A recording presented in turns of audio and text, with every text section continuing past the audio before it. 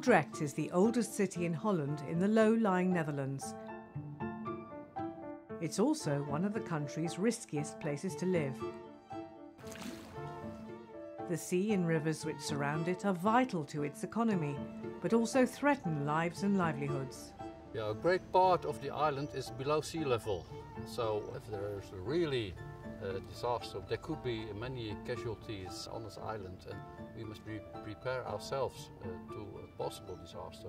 Faced with the constant threat of flooding, the city of Dordrecht has embraced disaster risk reduction measures, making it an international frontrunner in city flood risk management. Work is underway to strengthen the single ring dike protecting the city at a cost of $7 million. But 3,000 residents live in the old city, which is not protected by dikes. Houses are the first line of defence against the water. So the water can still come through this building, so to make sure it doesn't go over it, we put a floodboard in front of this door, so the water stays in the house and protect that area.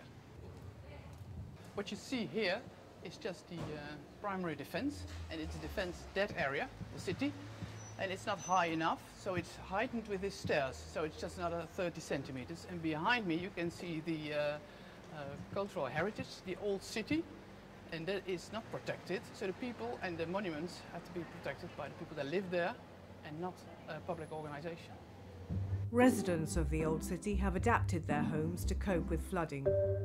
Here, valuable objects have been raised off the ground.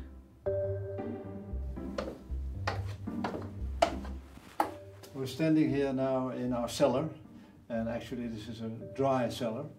This house has a dry cellar and a wet cellar. A wet cellar means that the river can enter the cellar of the house. You can see that here by opening this hatch. There you see outside, the river can come in here, which happens during a normal winter a few times, but only like this. But during the high tide we had during the last few years, it came to this kind of level. When there's flooding, we are warned by the local government that there will be a high tide, high water. We get access to links which tells us how high the water will be. The local government will supply us with sandbags, and we can collect them and we put them at the right places. And then we are watching the computer to see how high the water will be. We think that the people need to be resilient. We can't do it here with just dikes. It's too uncertain if this physical construction will stand. So we need the people to be aware, and we need the people to be prepared and know what to do if something like that happens. What we try to do, or try to advocate, is that once you develop your city and you grow more economic activity, try to take into account that you don't become more vulnerable or more exposed. That's the way we can bring in disaster risk reduction. In 1953, a storm surge led to devastating floods in the Netherlands, killing nearly 2,000 people. More serious flooding in the 1990s acted as a wake-up call.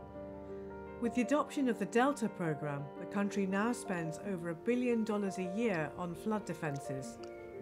The HFA Framework for Action on Disaster Risk Reduction has influenced national policy. The HFA Framework Action, that has an impact on the Dutch policy. It articulated a risk-based approach. We have to take into account post-event measures that systems may fail. We reformed our strategy in the past decade, and it was not a response to a disaster. It's a proactive reformation of the policy. I feel safe here. Yeah. And my wife feels safe, and everybody around here feels safe.